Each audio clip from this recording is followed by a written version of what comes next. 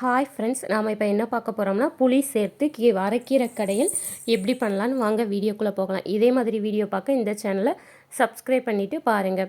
First கடாயில் கொஞ்சமாக தண்ணி ஊற்றிக்கிட்டு 2 வெங்காயம் வந்து சின்ன சின்னதாக கட் பண்ணி போட்டிருக்கு. அது போட்டு ஒரு 3 தக்காளி வந்து குட்டி குட்டியாக கட் பண்ணி போட்டிருக்கு. அப்புறம் அரைக்கீரையை வந்து நல்லா உருவி எடுத்துட்டு தண்டெல்லாம் இது பண்ணிவிட்டு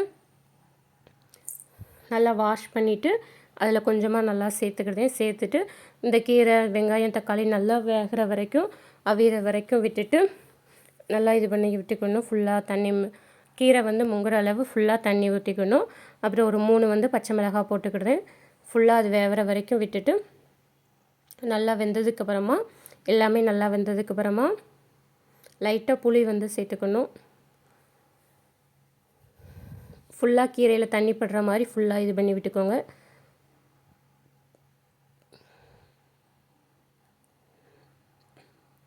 நல்லா கீரை வந்து மசிஞ்சு வெந்ததுக்கப்புறமா லைட்டாக புளி சேர்த்துக்கணும். ஒரு எலுமிச்சப்பழ அளவு குட்டியோண்டி புளி சேர்த்தா போதும்.